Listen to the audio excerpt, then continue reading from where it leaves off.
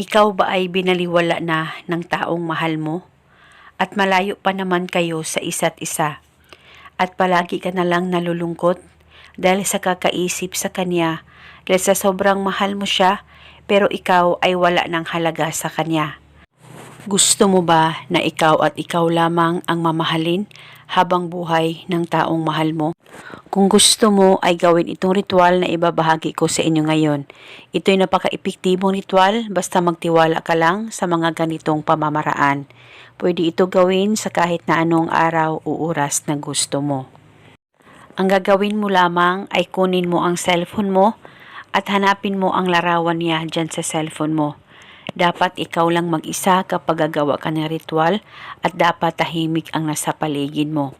Mag-focus at mag-concentrate ka, baka titigan mo ng maigi ang larawan niya dyan sa cellphone mo at ibulong mo ang mga salitang ito. Pangalan at apelido niya, ako at ako lamang ang mamahalin mo habang buhay, malayo o malapit man tayong dalawa sa isa't isa. Ibulong mo lamang ito ng paulit-ulit kahit ilang beses ay pwedeng-pwede po. At pagkatapos, halikan mo lamang ng isang beses ang larawan niya dyan sa cellphone mo. At pwede ka rin kumamit ng actual photo niya kung meron kayo.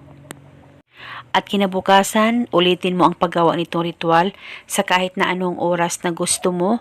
Pwede ito gawin bago ka matulog o di kaya pagkagising mo sa umaga o kahit na anong oras na gusto mo ay pwede itong gawin.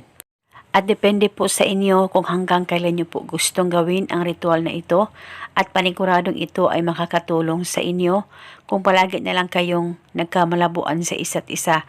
Isa itong gabay para mas lalong mapatibay at mapabuti ang relasyon ninyong dalawa ng partner mo.